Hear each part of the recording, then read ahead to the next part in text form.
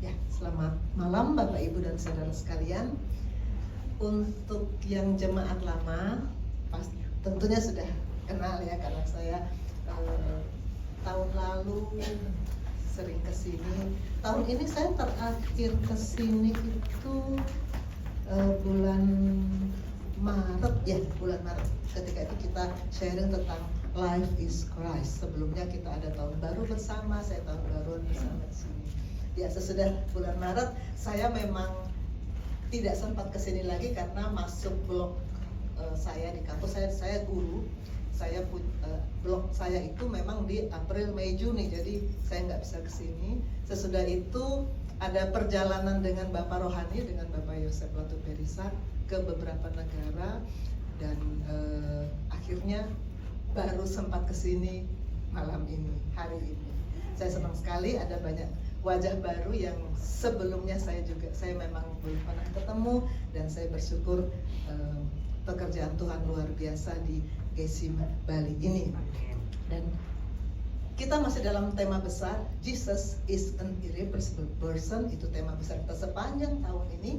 Dan untuk hari ini saya mau mengajak kita untuk sama-sama merenungkan, belajar tentang wisdom, hikmat, wisdom.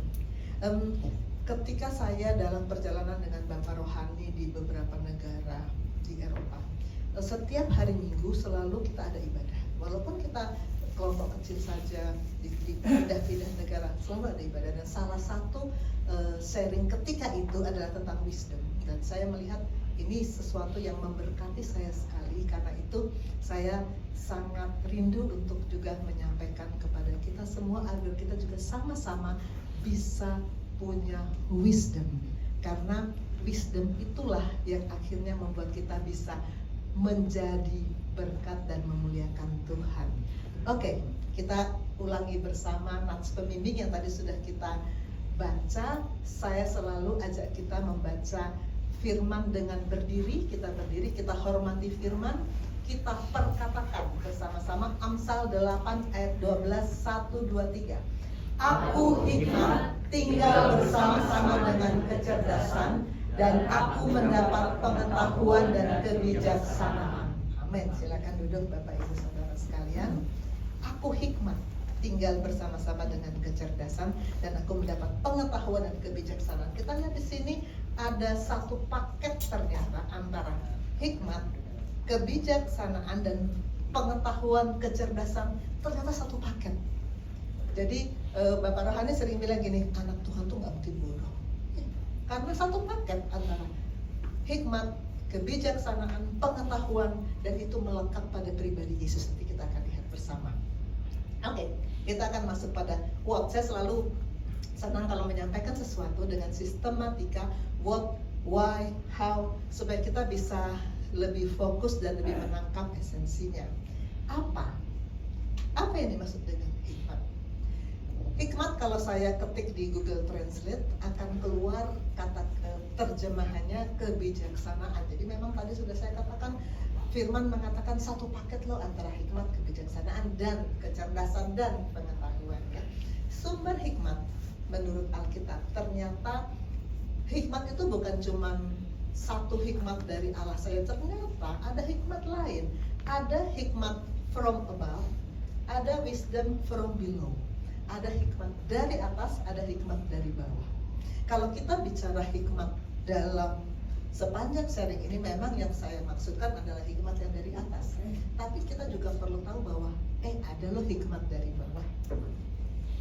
Kalau hikmat yang dari atas, kitab yang di Perjanjian Lama yang banyak bicara hikmat itu Amsal yang tadi kita baca. Kalau di Perjanjian Baru yang membahas hikmat dari atas dan dari bawah ini Yakobus. Di Yakobus 3 ayat 17 tertulis, tapi hikmat yang dari atas adalah pertama-tama murni, selanjutnya pendamai, peramah, penurut, penuh belas kasihan dan buah-buah yang baik, tidak memihak, tidak munafik. Semua ciri-ciri hikmat yang dari atas ini sebetulnya kalau kita lihat ini adalah buah roh. Bukan buah-buah ya, buah roh itu satu, buah roh. Dan memang buah-buah yang baik yang ditulis di sini itu memang buah kebenaran. Itu ciri-ciri hikmat yang dari atas. Nah, sekarang hikmat yang dari bawah itu seperti apa? Ini kan Yakobus 3 ayat 17. Kita naik ke ayat 15. Ayat 15 berkata begini. Nanti ini kalau saya yakin semua pasti ada waktu. Adakan waktu untuk Tuhan. Nanti malam baca seluruh Yakobus 3 ini ya, tapi saya tidak baca semuanya karena nanti habis waktu. Yakobus 3 ayat 15 berkata, itu bukanlah hikmat yang dari atas. Di ayat 14 dan seterusnya itu ada sifat-sifat yang sifat daging. Itu bukanlah hikmat yang dari atas, tapi dari, ada 3 sumber yang bukan dari atas. Dari dunia, dari nafsu manusia, dan dari setan-setan. Ternyata ada 3 sumbernya hikmat yang dari bawah itu.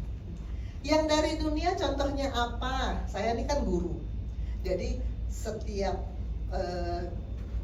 melihat ulah murid, yang saya lihat salah satu ulah murid yang paling apa ya, murid banget itu nyontek.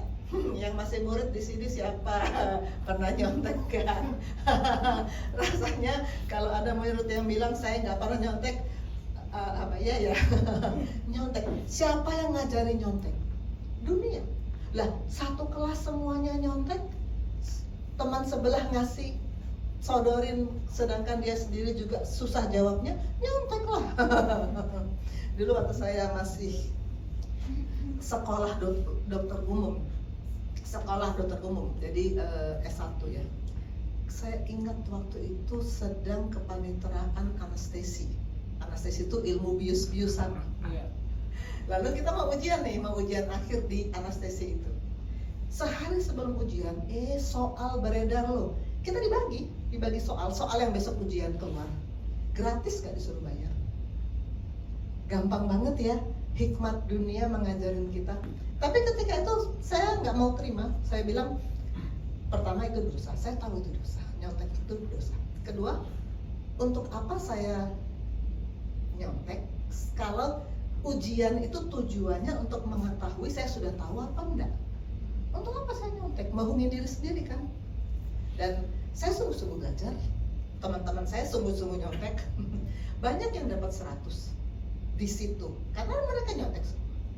Saya dapat 90 bagus gak? Saya bilang bagus. Karena dari saya sendiri, bukan dari nyontek. Kalau kita sungguh-sungguh pasti bisa. Orang-orang yang nyontek itu sebetulnya kan karena banyak MALAS-nya, banyak malasnya. Akhirnya waktu gak keru-keruan, kepake gak keru-keruan, akhirnya nyontek juga kepepet. Hikmat dunia, nyontek. Dari nafsu manusia, apa contohnya? Generasi kedua di sepanjang sejarah dunia. Generasi pertama siapa? Adam dan Hawa. Generasi kedua siapa? Kain dan Habel. Dari mana Kain kan membunuh Habel? Dari mana Kain bisa punya keahlian membunuh? Apakah diajarin sama dunia? Pasti enggak. Waktu itu mereka baru berempat loh. Adam, Hawa, Kain, Habel. Nggak mungkin Adam tiba-tiba Kain saya ajarin membunuh, nggak mungkin ya. Apakah itu dari setan-setan? Enggak juga, karena ular tua datang kepada Hawa, bukan kepada Kain. Ular tua datang kepada Hawa, bujuk-bujuk Hawa, tapi kepada Kain tidak. Jadi dari mana hikmatnya untuk membunuh? Dari diri sendiri, dari nafsu manusia. Hikmat dari nafsu manusia, contohnya yang terjadi pada generasi kedua manusia di dunia.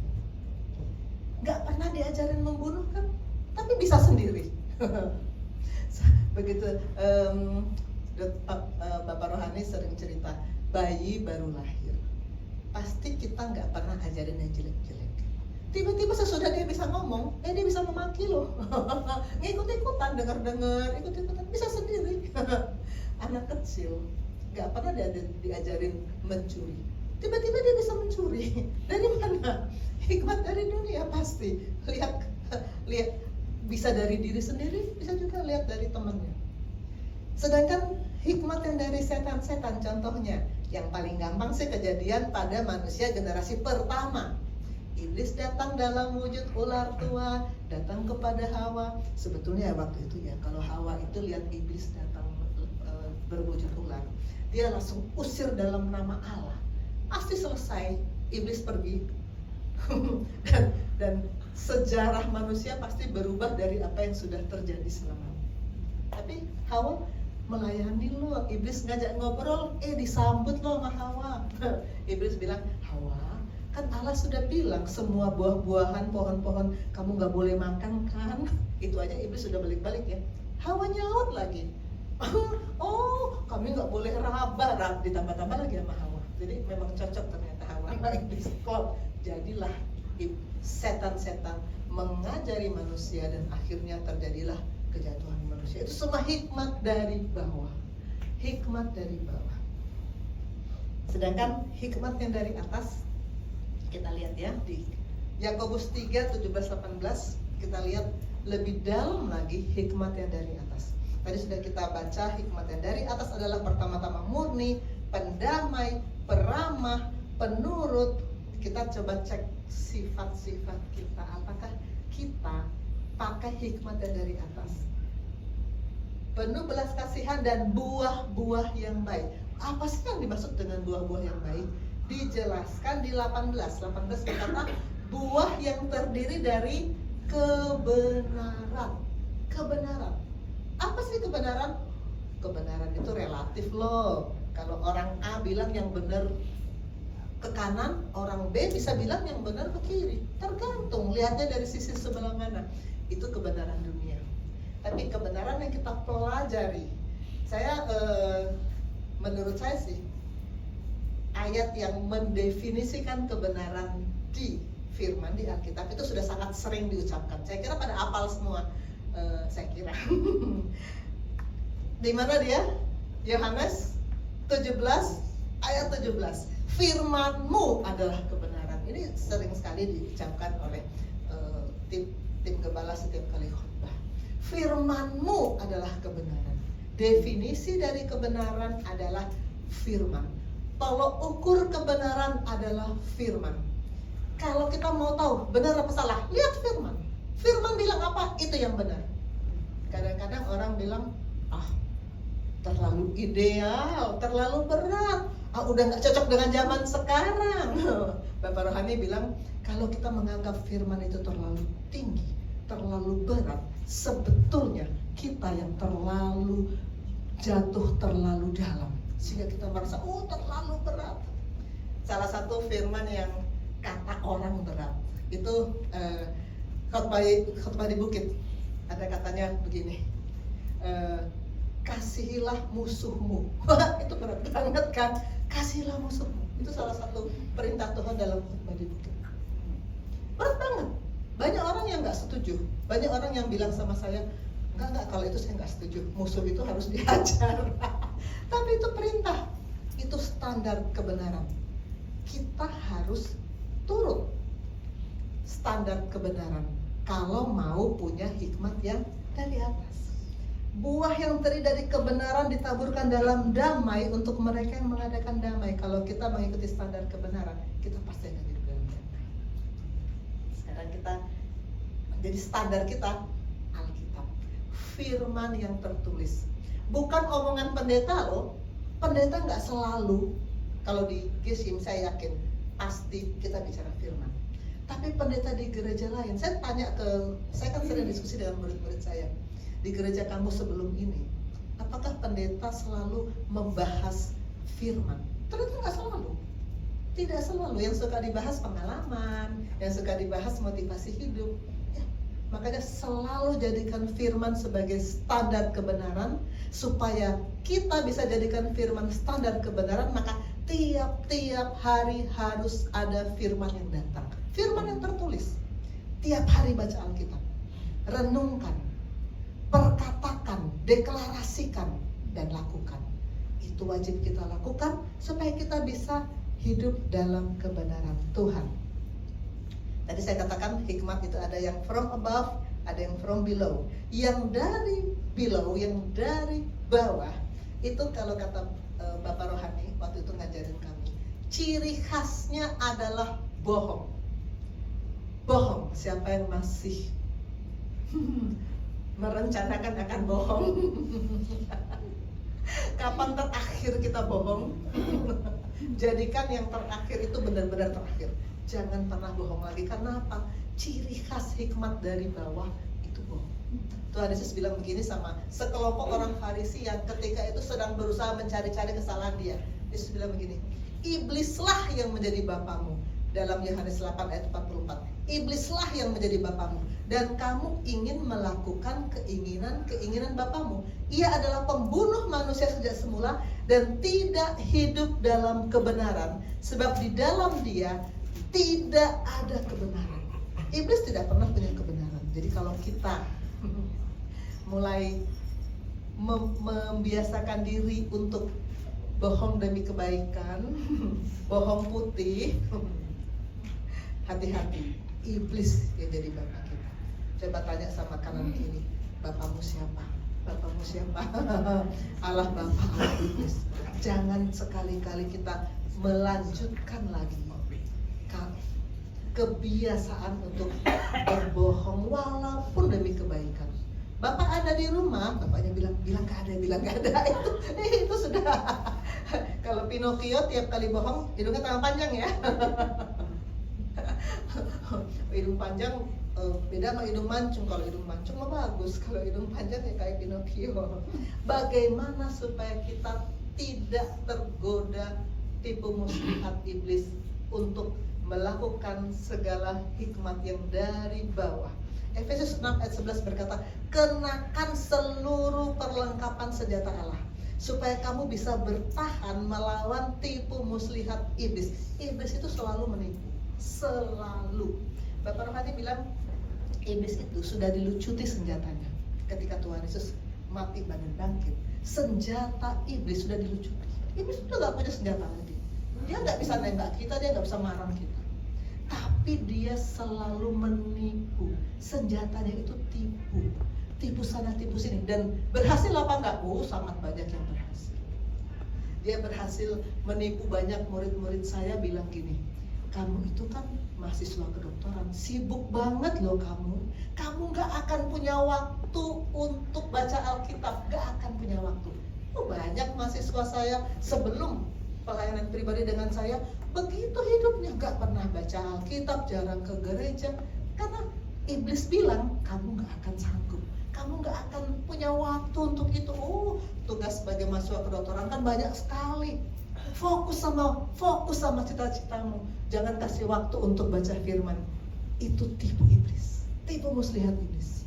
Supaya kita jangan sampai tertipu oleh iblis. Kenakan seluruh perlengkapan senjata Allah. Apa sih perlengkapan senjata Allah dalam Efesus 6 ayat 11? Dalam Efesus 6 itu ikat pinggang kebenaran, baju zirah keadilan, ketopong keselamatan, pedang roh yaitu firman Allah.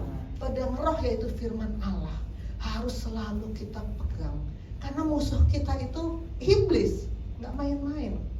Saya Pastor Rio sering mengutip kesaksian saya. Waktu saya katakan, saya dulu sebelum masuk di sini, saya pernah 3 tahun tidak baca Alkitab. 3 tahun. Kenapa? Karena iblis sangat pandai menipu saya. Ketika itu saya sedang sekolah ambil subspesialis lambung dan liver. Jadi saya tuh dokter umum, lalu dokter spesialis penyakit dalam, lalu subspesialis lambung dan liver. Waktu saya ambil subspesialis lambung dan liver, saya sekolah nih ambil subspesialis. Tapi saya tetap kerja di rumah sakit tempat saya kerja karena tenaga kurang. Saya tetap kerja full timer tetap. Lalu saya tetap ngajar. Saya ngajar di salah satu fakultas kedokteran. Tetap ngajar karena ketika itu terbatas, tenaga terbatas ketika itu. Sekarang sih banyak, tapi ketika itu terbatas. Jadi saya tetap ngajar. Lalu saya tetap praktek sore. Sore saya tetap praktek, soalnya kalau saya nggak praktek, dokter itu kalau nggak praktek penghasilannya kan dari situ ya. Jadi kalau kita nggak praktek ya nggak ada yang masuk. Dan satu lagi, saya tetap istri dari satu suami dan 2 anak. Suami saya masih 1 ya. Dan 2 anak. Pasti ada urusan rumah tangga, ada urusan keluarga. 5 hal yang sekaligus harus saya jalani, apa nggak kurang sibuk? Jadi kalau iblis bilang kamu nggak akan sanggup menyediakan waktu untuk baca firman, kamu sibuk banget, itu memang masuk akal. Dan saya ikuti. Saya sekolah subspesialis itu 2 tahun, tapi saya nggak baca Alkitab itu 3 tahun. Keterusan. Orang kalau sekali misalnya olahraga, orang yang biasa olahraga, begitu dia berhenti untuk mulai lagi kan susah banget kan. Bisa niatnya cuma nggak olahraga selama sebulan, bisa berkepanjangan sampai setahun. Begitu juga waktu saya mengikuti muslihat iblis, nggak baca Alkitab sampai 3 tahun akhirnya. Untung Tuhan akhirnya pertemukan saya dengan gereja GCI.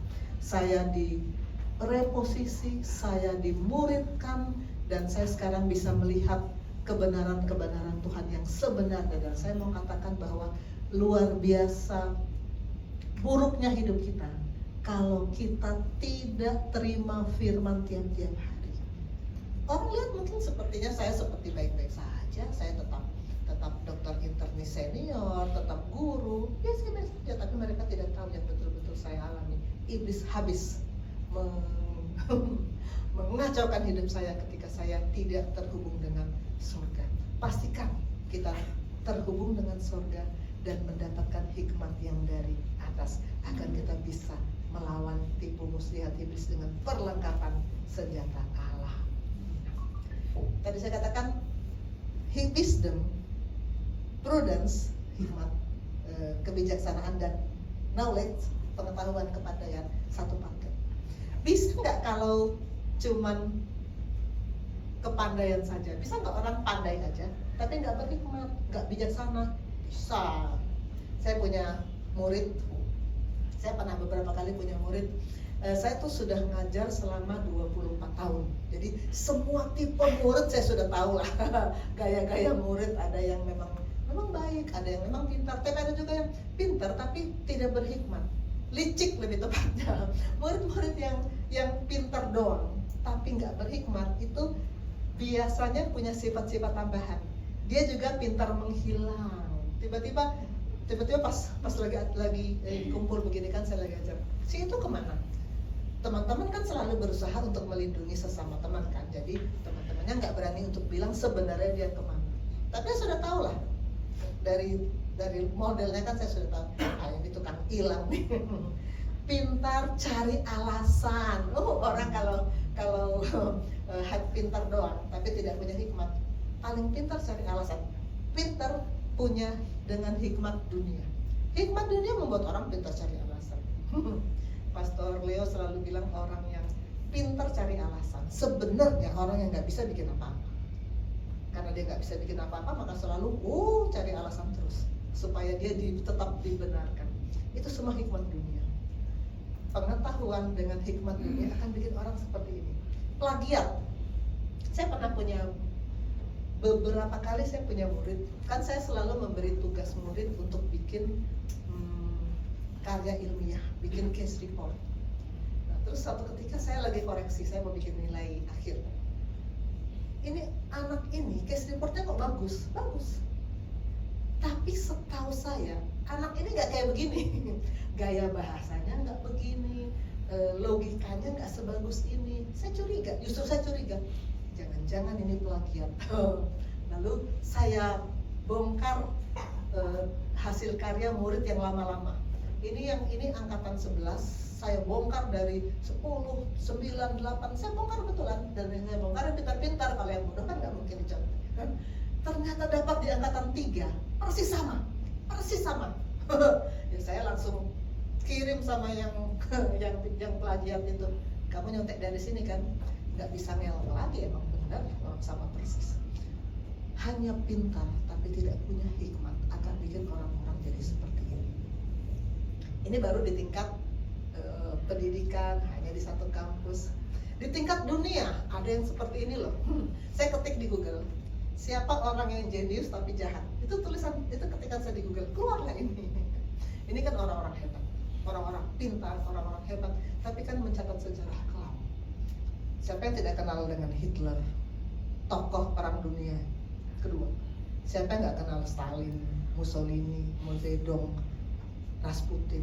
Ini adalah orang-orang yang pintar-pintar, tapi tidak disertai hikmat yang dari atas, maka catatan kelam mengiringi kehidupan mereka.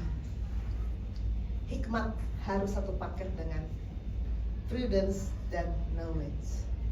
Sekarang kita akan melihat apa kata Alkitab.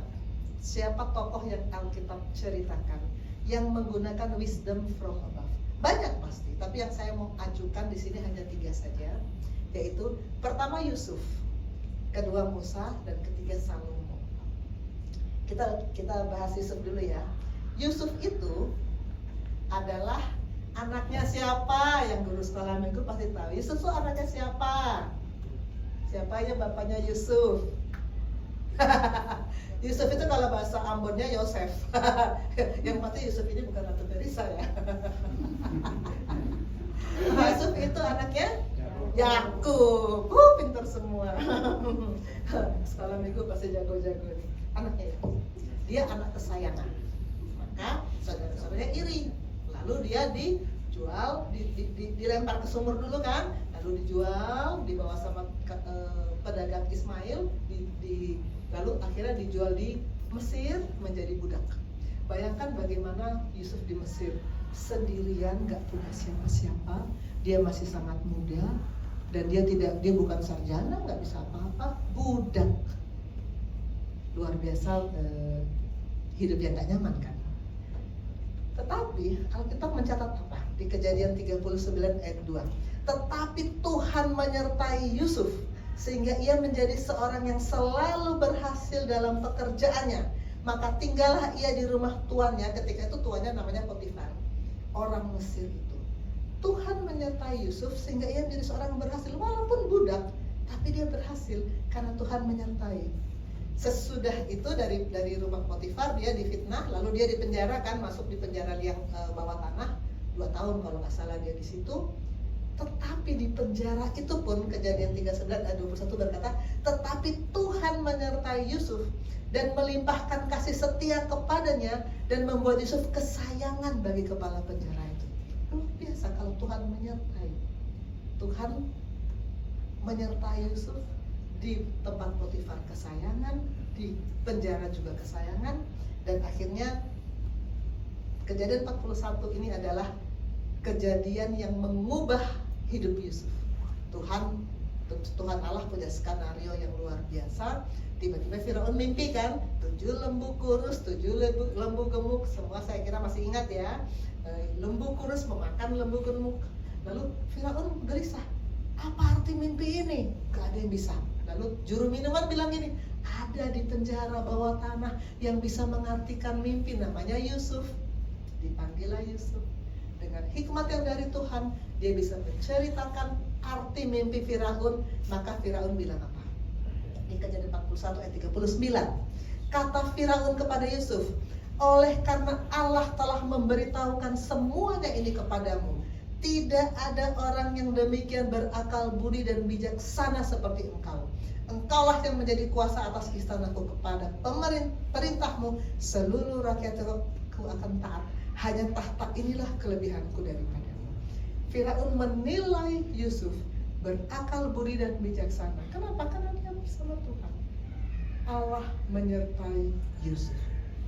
Maka Yusuf menjadi orang kedua di Mesir. Nah, ini ceritanya bersambung terus kan. Kalau kita baca Alkitab, membaca untuk pengetahuan, discovery, belum lagi pewahyuan, belum lagi revelation, discovery aja.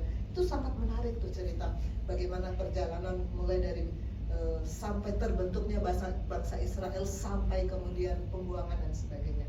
Nah, sini kita lihat ketika 7 tahun kelimpahan kan semuanya aman-aman aja. Yusuf menampung, membuat lumbung persediaan yang sangat banyak. Begitu 7 tahun kelaparan kan semua kelaparan, tapi Mesir kan tetap punya makanan.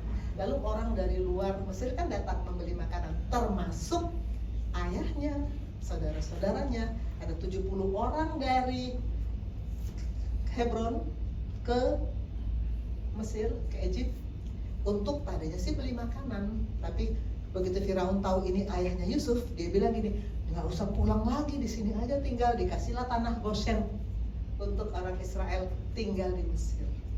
Nah, orang Israel tinggal di Mesir ternyata bukan cuma setahun 2 tahun. Berapa lama ternyata orang Israel tinggal di Mesir? Kalau saya baca di Wikipedia, 430 tahun. Dan mereka tinggal di Mesir bukannya senang-senang, mereka jadinya akhirnya apa? Dijajah. Indonesia dijajah berapa tahun? Kalian masih ingat gak? Berapa tahun Indonesia dijajah? 350 tahun. Lebih lama bangsa Israel dijajah di Mesir. Mereka dijajah di Mesir karena apa? Karena pemerintah berikutnya udah gak kenal lagi dengan cerita Yusuf. Lalu mereka bilang, siapa nih orang asing kok tambah banyak? Akhirnya mereka dijadikan budak. Dalam Keluaran 1 ayat 12 tertulis, tetapi semakin ditindas, semakin banyak dan berkembang mereka sehingga orang merasa takut kepada orang Israel itu. Orang Israel bertambah banyak kan Tuhan memberkati mereka. Walaupun mereka ditindas. Lalu di ayat 22, Firaun memberi perintah kepada seluruh rakyatnya, lemparkan semua anak laki-laki yang lahir dari orang Ibrani ke sungai Nil. Disuruh bunuh semua. Nah, disinilah kemudian muncul, jadi dari tadinya Yusuf 430 tahun berlalu, muncul Tuhan mau bebaskan bangsa Israel. Dengan apa? Muncullah seorang yang bernama Musa. Salah satu anak yang harusnya dilemparkan ke sungai Nil, ternyata anak itu rupawan, cakep, sehingga ibunya lalu kasih begituan lah, dimasukkan ditaruh di sungai Nil, kapal kecil gitu, perahu kecil gitu, sungai Nil, lalu ditemukan oleh putri Firaun, lalu dia diangkat menjadi putri Firaun.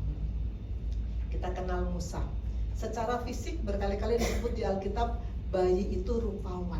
Dia seorang pria yang tampan dan dia sempat disembunyikan 3 bulan, tapi sudah besar mau disembunyikan bagaimana lagi? Akhirnya ditaruh di sungai Nil, tapi diambil oleh putri Firaun. Dan karena dia diambil oleh putri Firaun, Keluaran 20 ayat 10 berkata, ketika anak itu telah besar, dibawalah kepada putri Firaun yang mengangkatnya menjadi anaknya. Kalau diangkat jadi anak, artinya dia mendapat fasilitas sebagai anak, termasuk pendidikan. Mesir pada saat itu adalah negara yang sangat maju budayanya, sangat maju teknologinya dibanding negara-negara lain di dunia. Orang tuh kalau belajar tuh ke Mesir. Jadi betapa lengkapnya Musa ini. Udah wajahnya ganteng, dia posisinya sebagai cucu Firaun, anaknya putri Firaun, cucu Firaun dong ya. Dan dia dilengkapi dengan hikmat orang Mesir. Dalam Kisah Rasul 7 ayat 20 sampai 22 ini diceritakan tentang Musa. Pada waktu itulah Musa lahir dan ia elok di mata Allah. 3 bulan lamanya ia diasuh di rumah ayahnya. Lalu ia dibuang, tapi Firaun memungutnya dan menyuruh mengasuhnya sebagai anaknya sendiri. Dan Musa dididik dalam segala hikmat orang Mesir. Ia berkuasa dalam perkataan dan perbuatannya. Musa punya hikmat yang luar biasa. Tadi Yusuf punya hikmat, sekarang Musa punya hikmat, dan dengan hikmat itu dia melakukan begitu banyak perkara-perkara besar selama membawa bangsa Israel dari Mesir ke Kanaan. Dia dipakai Tuhan membelah laut Teberau, dipakai Tuhan membuat loh batu 10 perintah Allah di Gunung Sinai, dipakai Tuhan memerangi begitu banyak orang-orang yang mau menghambat bangsa Israel, dan akhirnya Musa membawa bangsa Israel di depan gerbang Kanaan. Memang nggak sampai masuk. Kenapa? Ada ceritanya lagi, panjang lagi ceritanya. Saya nggak ceritakan di sini karena nanti kita kepanjangan pembicaraannya. Musa dipakai Tuhan membawa bangsa Israel kembali dari Goshen ke Kanaan. Kalau tadi Yakub 70 orang bersama 70 orang jalan dari Kanaan ke Egypt, ke Mesir. Sekarang Musa 430 tahun kemudian Musa membawa, kalau nggak salah sekitar 600.000 orang ketika itu pertama kali meninggalkan Mesir.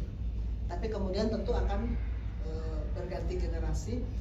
Selama 40 tahun masih sempat berputar-putar perjalanan bangsa Israel dari Mesir ke Kanaan. Sebetulnya ketika itu kalau mereka jalan kaki baik-baik saja 25 hari sampai.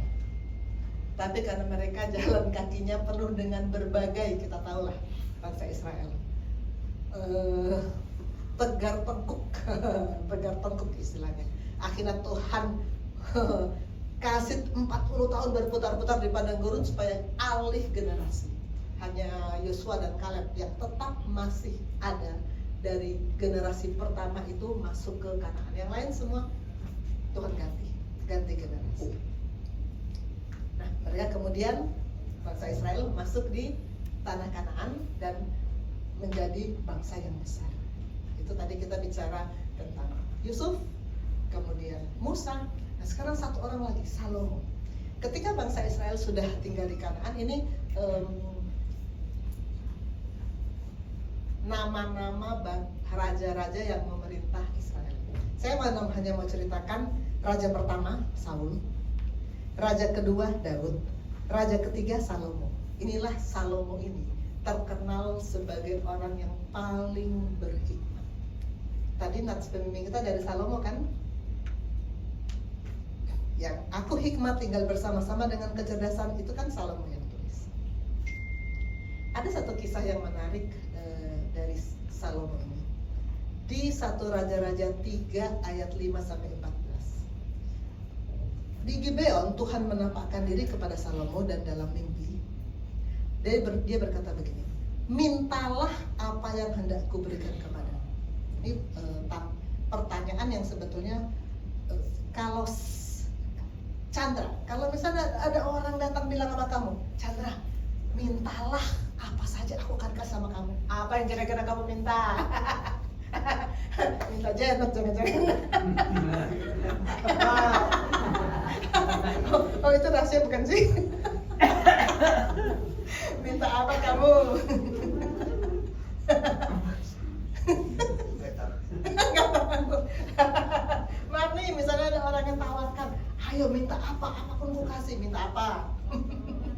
Nggak tahu. Saking terpananya ya. Aduh minta apa ya?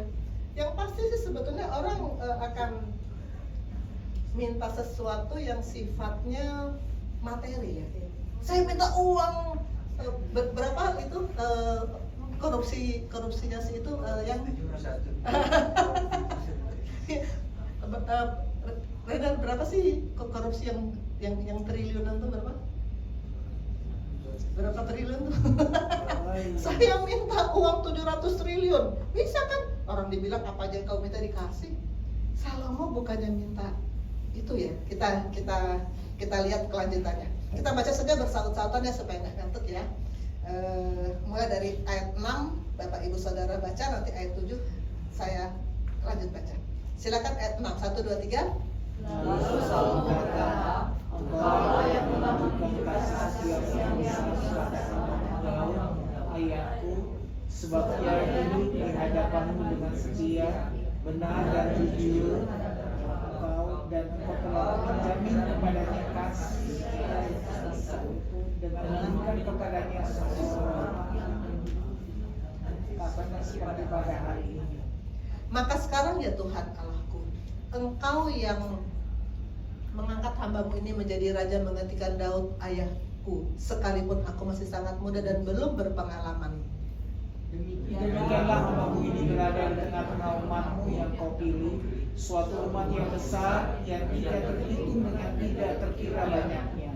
Maka berikanlah kepada hambamu ini hati yang paham menimbang perkara untuk menghakimi umatmu dengan dapat membedakan antara yang baik dan yang jahat.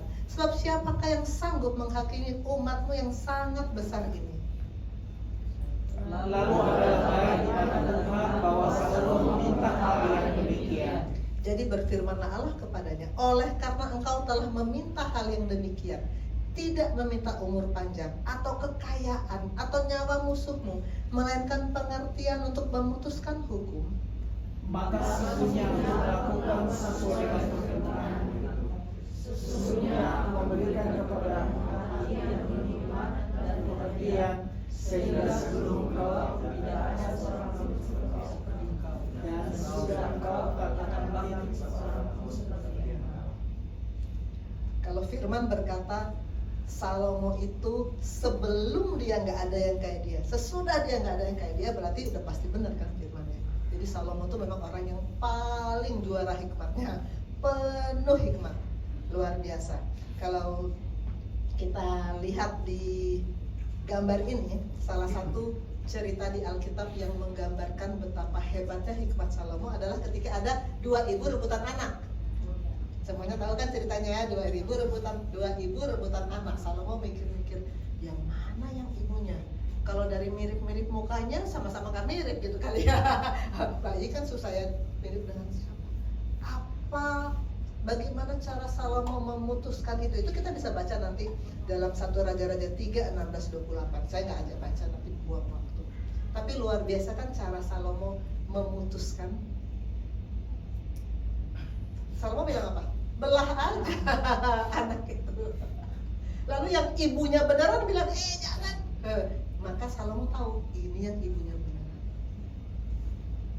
Salah satu lagi contoh kayak bukti dari kehebatan Salomo, bukti dari hikmat Salomo adalah kunjungan Ratu Seba di 1 Raja-Raja 10, 1-10, nanti kita bisa baca sendiri di rumah. Ada ratu entah dari mana Ratu Seba itu. Di Alkitab kan nggak dijelaskan dia itu siapa, dia cuma bilang ada Ratu Seba. Tapi Ratu Seba itu melihat betapa luar biasanya hikmat Salomo dan dia memuji-muji Allah karena hikmat Salomo. Ini bukti betapa berhikmatnya Salomo. 3 orang ya, tokoh yang hari ini kita pelajari yang menggunakan hikmat dari atas dan luar biasa memuliakan Tuhan, yaitu Yusuf, Musa, dan Salomo. Nah, sekarang kita akan belajar juga tokoh yang menggunakan wisdom from below. Ada. Pertama, siapa nih? Kalau ada orang gondrong tidur di pangkuan perempuan gituan. Samson ya. Samson itu terkenal loh. Ada banyak film tentang Samson, ada orang namanya Samson, ada grup musik namanya Samson. Padahal kisahnya Samson kalau menurut saya nih, aduh malu-maluin gak banget. Jadi bagaimana sih kisah Samson itu? Suatu hari ada seorang perempuan mandi. Dia suaminya bernama Manoah. Si ibunya Samson malah nggak disebut namanya dia. Suaminya bernama Manoah. Datang malaikat bilang gini sama istrinya Manoah. Inilah Hakim-Hakim 13 ayat 5 yang saya tayangkan. Sebab engkau akan mengandung dan melahirkan seorang anak laki-laki. Kepalanya takkan kena pisau cukur. Sebab dari kandungan ibunya anak itu akan menjadi seorang nazir Allah. Dan dengan dia akan mulai penyelamatan orang Israel dari tangan orang Filistin. Ini kisah di Hakim-Hakim. Kalau kita baca, kalau kita merunut Alkitab ya, Kejadian, Keluaran, Imamat, Bilangan, Ulangan, Yosua, Hakim-Hakim. Dan sesudah Yosua, Hakim-Hakim. Dan ada banyak hakim-hakim yang diceritakan hidup di masa hakim-hakim itu. Ketika itu belum ada raja. Dan hakim-hakim itu memang raja bukan, tapi dia memerintah, tapi namanya hakim. Samson ini Tuhan bilang, kalau kita lihat bagian terakhir nih ya, dengan dia akan mulai penyelamatan orang Israel dari tangan orang Filistin. Berarti Tuhan punya rencana yang hebat dengan Samson. Karena ketika di sepanjang hakim-hakim itu bolak-balik orang Israel menyembah berhala. Kalau kita lihat di Yosua, menjelang Yosua meninggal, dia bilang sama orang Israel, kamu mau pilih mana? Menyembah Tuhan atau menyembah berhala? Aku dan seisi rumahku, kami akan menyembah Tuhan. Lalu orang Israel bilang gini, kami akan menyembah Tuhan, ngomong gitu kan. Tapi begitu di hakim-hakim, begitu Yosua sudah meninggal, kita akan lihat bolak-balik cerita orang Israel mulai menyembah berhala dari tetangga-tetangga sekitarnya. Termasuk ketika Samson ini dipanggil Tuhan. Setiap kali orang Israel berdosa dengan berhala, Tuhan kirim orang untuk menghajar bangsa Israel. Orang Midian di zaman Gideon, orang Filistin di zaman Samson, banyak. Di sini ketika ini Israel sedang dijajah oleh Filistin. Samson ini yang Tuhan sudah niatkan untuk nanti menyelamatkan orang Israel dari tangan Filistin. Itu niatnya luar biasa. Tuhan sangat-sangat ingin untuk menolong bangsa Israel. Tapi apakah Samson melakukan keinginan Tuhan? Saya berpikir gini, Samson tuh punya kemampuan luar biasa kan, kekuatannya luar biasa kan. Kalau dia pakai kekuatannya dengan mengumpulkan semua prajurit orang Israel, kita lawan Filistin, habis tuh Filistin. Karena Samson kuatnya luar biasa. Apakah itu Samson lakukan? Enggak ternyata. Apa yang dia lakukan? Asik-asik aja dengan perempuan-perempuan. Gemes ya kalau baca cerita Samson ya. Akhirnya sih dia memang membunuh 3.000 orang Filistin bersama dengan kematian dia waktu dia merobohkan gedung yang dia sudah dibutakan, diadili itu ya. Dia suruh ngelawak ketika itu. Lalu dia dengan pertolongan Tuhan rambutnya udah mulai tumbuh lagi, dia masih bisa membunuh 3.000 orang. Tapi itu terlalu kecil kalau menurut saya. Terlalu kecil. Kapasitas Samson tidak segitu. Jauh lebih besar dari itu. Kapasitas Samson jauh lebih besar dari itu. Tapi karena dia menggunakan hikmat duniawi, dia menggunakan hikmat dari diri sendiri, kesukaannya kepada Delilah, kepada perempuan yang gadis yang ditimna, gini gitu, maka dia tidak memaksimalkan apa yang Tuhan sudah taruh dalam hidup. Kita perhatikan hidup kita. Kita punya kapasitas dari Tuhan. Apakah kita maksimalkan? Kalau kita pakai hikmatnya dari atas, kapasitas Tuhan akan maksimal. Kita akan berdampak, kita akan jadi berkat. Tapi kalau kita pakai hikmat diri sendiri, hikmat dunia, hikmat dari setan-setan, seperti Samson ini. Akhirnya, walaupun akhirnya dia bertobat, akhirnya diminta ampun sama Tuhan. Tapi cuma 3.000 dan 3.000 itu katanya lebih banyak dari semua yang pernah dia bunuh sepanjang hidupnya. Sayang banget kan? Sayang sekali kalau kita tidak pakai hikmat yang dari Tuhan. Tokoh berikutnya, siapa ini? Salomo. Yang tadi, waktu saya baca Salomo ini, memang Salomo itu raja yang luar biasa hikmatnya. Betul, Tuhan pilih dia karena Tuhan mengasihi Daud. Tuhan itu mengasihi Daud. Berkali-kali Tuhan berkata, aku berkenan kepada Daud. Salomo dipilih Tuhan. Salomo mengasihi Tuhan pada awalnya. Tapi kemudian kita lihat di akhir dari cerita Salomo, di 1 Raja-Raja 11 ayat 3-6. Ayat 3. Ia mempunyai 700 istri dari kaum bangsawan dan 300 gundik. Sampai segitu aja sudah, kita bacanya aja sudah kayak apa? Satu aja nggak habis ya. Siapa yang sudah nikah? Satu aja nggak beres-beres ya. Tiap hari ada aja masalah. Apalagi 300, 700, 1.000. Ya sampai segitu aja kita udah bayangkan, aduh ini mencari masalah.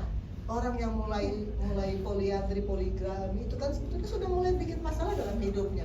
Ini 1.000. Lalu kalimat yang berikutnya dong, istri-istrinya itu menarik hatinya daripada Tuhan. Itu hikmat dunia mulai menggeser fokus Salomo. Di sini banyak anak-anak muda kan. Pastikan teman kalian, teman dekat kalian yang nanti menjadi teman hidup kalian, jangan sampai menarik hati kalian daripada Tuhan. Jangan sampai. Karena nanti kita akan hidup dalam hikmat duniawi. Dan itu akan bikin kapasitas kita turun. Itu akan bikin kita seperti Salomo. Pada akhirnya apa yang terjadi dengan Salomo? Kita lanjut. Nah, supaya kita nggak ngantuk ya, Bapak Ibu Saudara baca ayat 4, saya 5, dan Bapak Ibu Saudara baca ayat 6. Mulai dari 4, 1, 2, 3. Sebab pada waktu Salomo sudah tua, istri-istrinya itu mencondongkan hatinya kepada Allah-Allah lain, sehingga dia tidak dengan sepenuh hati berpaut kepada Tuhan Allahnya, seperti Daud ayahnya. Demikianlah Salomo mengikuti Astoret, dewi orang Sidon, dan mengikuti Milkom, dewa kejijikan sembahan orang Amon. Dan Salomo melakukan apa yang jahat di mata Tuhan, dan dia tidak sepenuh hati mengikuti Tuhan seperti Daud. Gara-gara perempuan-perempuan cantik, hati-hati ya, teman hidup harus yang sungguh-sungguh sepadan imannya dengan kita. Walaupun agamanya sama, kalau imannya nggak sepadan, itu akan jadi masalah. Betul akan kita yang ketarik seperti Salomo, ketarik untuk hidup duniawi. Kita jangan orang kalau masih pacaran ya, nanti aku injili dia, bisa nanti dia cinta Tuhan, bohong itu. Saya punya banyak teman yang beda agama ketika menikah dan sekarang mereka pada curhat, tapi mau diapain lagi? Jadi kalau yang masih belum terlanjur, pastikan teman kalian betul-betul yang sepadan di dalam iman kepada Tuhan. Salomo tidak sepenuh hati lagi berpaut kepada Tuhan. Padahal Tuhan Yesus bilang apa? Kasihilah Tuhan Allahmu dengan segenap hatimu, segenap jiwamu, segenap akal budimu. Tuhan maunya kita mengasihi dia dengan segenap. Gak ada separuh-separuh mau untuk yang lain. Tuhan gak mau. Tuhan itu Allah yang cemburu. Dan Salomo mengikuti dewi orang Sidon, dewi orang Amon. Padahal hukum Taurat yang pertama dan kedua kita semuanya hafalkan, hukum Taurat pertama dan kedua. Jangan ada padamu Allah lain di hadapanku. Jangan membuat patung yang menyerupai apapun untuk disembah. Dua hukum Taurat pertama langsung dilanggar oleh Salomo. Bayangkan betapa sedih ya. Sedih kita kalau membaca kisah ini. Jangan sampai ini terjadi pada kita. Orang yang tadinya punya hikmat dari atas bisa jatuh punya hikmat dari bawah. Cuman gara-gara cinta. Gara-gara cewek cantik. Tokoh ketiga yang juga menurut saya pernah menggunakan hikmat dari bawah, Yunus. Yunus ini, nama Yunus itu banyak penggemarnya loh. Saya juga nggak tahu kenapa. Saya punya pasien berkali-kali, bukan cuma satu, mungkin ada 2 atau 3 atau 4, namanya Yunus. Di rumah sakit tempat saya bekerja ada 2 karyawan namanya Yunus. Asisten driver saya juga namanya Yunus. Banyak orang suka nama Yunus. Padahal saya pikir Yunus ini kenapa ya bikin gregetan. Yunus 1 ayat 3. Ini Yunus itu ada 4 pasal, kitab Yunus itu ada 4 pasal. Nanti pelajari deh, nanti baca deh. Tuhan bilang sama Yunus, Yunus pergilah ke Niniwe, beritahukan kepada Niniwe supaya bertobat. Kalau tidak bertobat nanti aku akan hukum. Itu inti dari perintah Tuhan. Tetapi ayat 3 berkata, Yunus bersiap untuk melarikan diri ke Tarsis jauh dari hadapan Tuhan. Dia nggak mau mengikuti perintah Tuhan. Saya pikir Yunus ini kan bukan orang kafir, bukan orang fasik.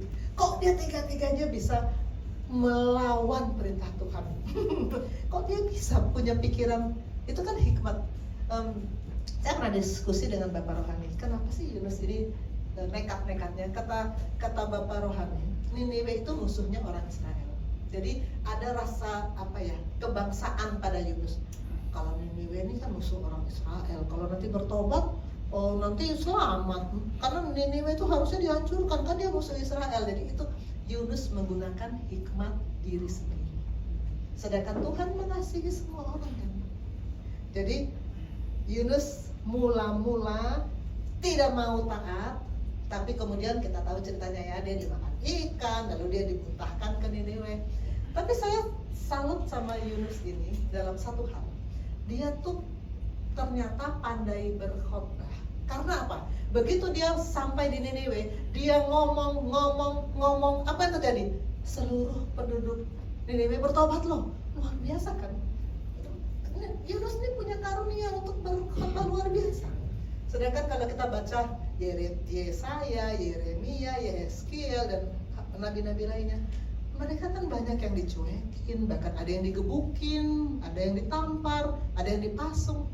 Yunus baru khotbah sekali khotbah keliling begitu, bertobat semua. Ini luar biasa sebetulnya ya. Jadi alangkah sedihnya kalau kita sudah Tuhan kasih karunia yang luar biasa, tapi kita masih iseng-iseng pakai logika hikmat kita, maka pekerjaan Tuhan terjadi sih. Tetapi kan pakai acara lewat di perut ikan, emang enak di perut ikan. Jadi pakai acara kapal ayo permainkan ombak, kan kalau dia langsung tunduk taat dari awal kan gak terjadi. Yang lucu lagi dalam Yunus ini, Yunus 4 ini, kan terakhir pasal 4, dia marah sama Tuhan. Dia marah sama Tuhan karena ada pohon yang dia suka terus mati. Terus Tuhan bilang gini sama Yunus, layakkah engkau marah karena pohon jarang itu? Jawaban Yunus ini luar biasa, selayaknya aku marah sampai mati.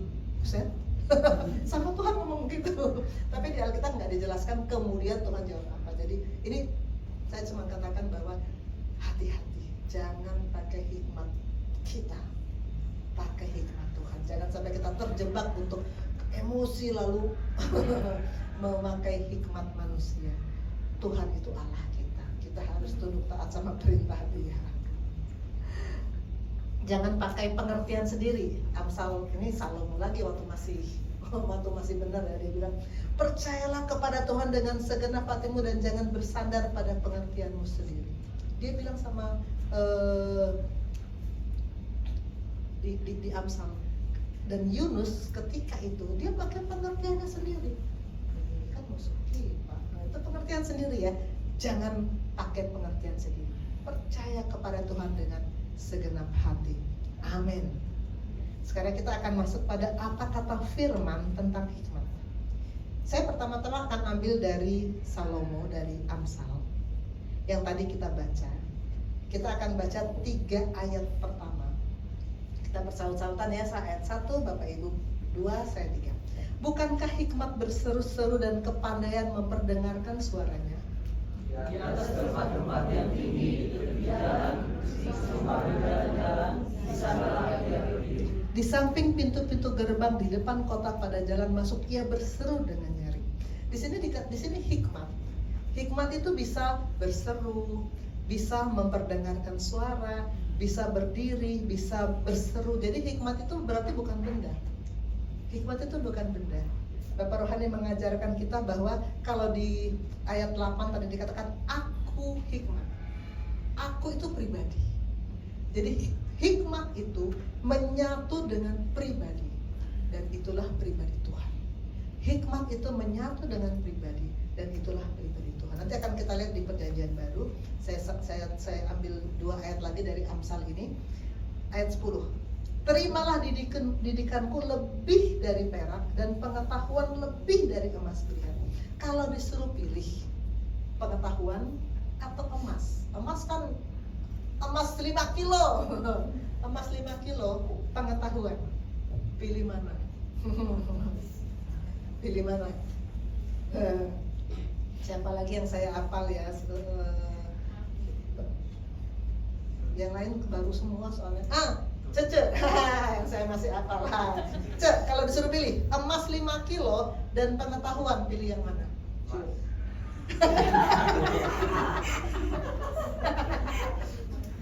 Pilih yang mana, Ce? Karena kalau dia bilang firman, bilang pengetahuan ya pasti harus benar firman ya. Padahal emas 5 kilo, aduh kalau dapat. Kenapa pengetahuan lebih penting? Karena kalau kita punya pengetahuan, saya kan punya murid kan tiap hari datang untuk terima pengetahuan. Dengan pengetahuan itu, mereka kan jadi dokter. Mereka akan punya penghasilan bekerja, cari uang dapat. Dengan uang itu bisa beli rumah, bisa beli mobil, bisa memberkati pekerjaan Tuhan, bisa beli apa semua dengan pengetahuan. Jadi pengetahuan lebih penting. Hikmat ayat 11, lebih berharga dari permata. Ini permata. Apapun yang diinginkan orang tidak dapat menyamainya. Kenapa? Karena tadi sudah kita katakan bahwa hikmat itu melekat pada pribadi. Pribadi itu adalah Kristus. Tidak ada yang bisa menyamai dengan kita memiliki Kristus. Yusuf disertai Tuhan, dia bisa menjadi orang nomor 2. Musa disertai Tuhan, dia bisa membawa bangsa Israel. Salomo disertai Tuhan, dia bisa mencatat sejarah yang luar biasa. Jesus memang tidak bisa digantikan dengan apapun. Amin. Kita lihat sedikit lagi di Korintus. 1 Korintus 1 ayat 30. Tapi oleh dia kamu berada dalam Kristus Yesus yang oleh Allah telah menjadi hikmat bagi kita. Ini lebih eksplisit disebutnya ya. Kristus oleh Allah telah menjadi hikmat bagi kita. Ia membenarkan, menguduskan, dan menebus kita. 3 hal. Membenarkan, menguduskan, dan menebus kita. Kristus adalah hikmat. Dan dia melakukan 3 hal. Kita lihat di sini. Ia membenarkan, menguduskan, dan menebus kita. Saya nggak tahu apakah di sini Pastor Rio sudah pernah mengajarkan 3 tahap pembenaran. Kalau di kami sudah berkali-kali diajarkan. Dalam pembenaran tahap pertama, ia membenarkan. Saat itu kita mengalami penyelarasan roh kita satu pihak dengan Allah. Namun ada tahap kedua, menguduskan. Harus ada pengudusan. Pengudusan itu adalah tiap-tiap hari saat kita terima firman. Harus ada pengudusan tiap-tiap hari saat kita terima firman. Firman itu kita selaraskan pikiran kita dengan firman, perasaan kita dengan firman, keinginan kita dengan firman. Maka itu proses yang menguduskan kita. Dengan itu maka dia menjadi hikmat bagi kita, menguduskan, membenarkan, menguduskan, dan menebus kita. Maka Yesus tidak bisa digantikan oleh apapun. Jangan pernah menggantikan Yesus dengan apapun. Mengapa? Mengapa kita perlu hikmat? Pertama, dunia memerlukan orang berhikmat. Yusuf kalau tidak mempunyai hikmat Tuhan, dia tidak bisa menyelamatkan Mesir dari kelaparan.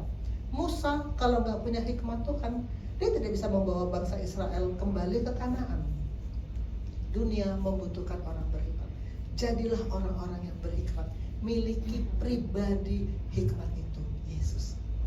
Kedua, dengan hikmat, Kolose 1 ayat 9b, kami meminta supaya kamu menerima segala hikmat dan pengertian yang benar untuk mengetahui kehendak Tuhan dengan sempurna. Dengan hikmat itu kita tahu kehendak Tuhan. Banyak orang, Tuhan itu mau apa sih? Kok saya nggak bisa tahu Tuhan mau apa? Di Efesus 5 ayat 17 dikatakan, sebab itu janganlah kamu bodoh, tapi usahakan supaya kamu mengerti kehendak Tuhan. Jadi kalau kita nggak ngerti kehendak Tuhan, definisi kita adalah bodoh. Kebalikannya hikmat. Kalau kita punya hikmat, kita akan mengerti kehendak Tuhan. Nah sekarang kita masuk pada yang terakhir, how. Bagaimana? Ini tinggal sedikit lagi ya. Kalau sudah tinggal sedikit bangunnya. Pertama, tentu saja kita harus memiliki Yesus. Kita harus melewati satu fase di mana kita berkata, Tuhan Yesus, aku memerlukan Engkau. Aku buka pintu hatiku. Aku terima Engkau sebagai Tuhan dan Juru Selamatku. Itu disebut lahir baru. Saat kita bilang itu, dia betul-betul masuk dalam kita. Dan dia adalah hikmat. Maka kita punya hikmat. Dia hidup di dalam kita. Maka dia akan menyatu. Hikmat itu menyatu dengan pribadi Yesus, dan Yesus itu di dalam kita. Maka hikmat itu ada pada kita. Kedua, kita harus hidup sungguh-sungguh dalam takut akan Tuhan. Tadi di Amsal 8 ayat 13 bagian terakhir dari yang ada nats pembimbing, bagian terakhirnya berkata, takut akan Tuhan ialah membenci kejahatan. Aku benci pada kesombongan, kecongkakan, tingkah laku jahat, mulut penuh tipu muslihat. Itu takut akan Tuhan. Dan di Amsal 9 ayat 10b, ayat 10 Tuhan berkata, permulaan hikmat adalah takut akan Tuhan. Mau punya hikmat, takut akan Tuhan. Apa sih definisi takut? Saya kan punya murid banyak. Kalau saya ngajar, yang takut sama saya duduknya di belakang-belakang. Itu lain ya. Itu takut karena takut ditanya, takut ketahuan gak bisanya, itu lain. Tapi kalau takut sama Tuhan, definisi takut akan Tuhan dari Bapak Rohani. Apa definisi takut akan Tuhan?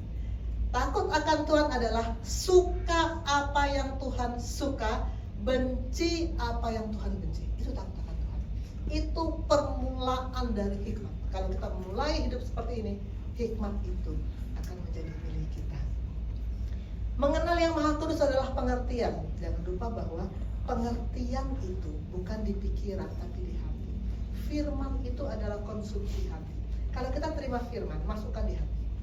Jangan taruh di pikiran. Kenapa? Karena pikiran kita akan terus menganalisa. Nanti kita akan katakan, oh kalau firman ini cocok, kalau firman ini buat si dia, oh kalau firman ini ada salah terjemahan. Kita akan menghakimi firman kalau kita terima di otak kita. Terima di hati, kita akan katakan, ya Tuhan, aku hambamu, aku akan tunduk taat dengan firman-Mu. Takut akan Tuhan. Dan terakhir, kita harus punya firman tiap-tiap hari. Saya selalu mengatakan kepada murid-murid saya, setiap pagi saya kirim ke mereka bahan renungan. Karena saya bilang, selalu mulai hari dengan firman. Karena firman itu adalah Allah sendiri. Firman itu adalah kebenaran. Kebenaran itu adalah hikmat yang dari atas. Firman itu menyatu dengan hidup kita. Kalau kita tiap-tiap hari punya firman.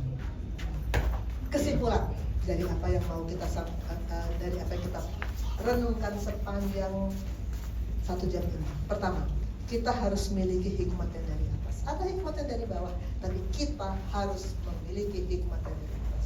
Dan kedua, kita harus memiliki hikmat itu satu paket. Kita harus menyadari hikmat satu paket dengan pengetahuan dan kebijaksanaan. Jangan sampai kita pintar tapi tidak punya hikmat, itu akan mengerikan seperti tokoh-tokoh yang tadi. Hikmat yang dari atas bersama dengan pengetahuan dan kebijaksanaan. Kita harus menjadi orang-orang yang pandai di dalam Tuhan karena satu paket hikmat, kebijaksanaan dan pengetahuan. Amin. Mari kita berdoa. Bapa di surga, hamba-Mu telah selesai berkata-kata, firman-Mu telah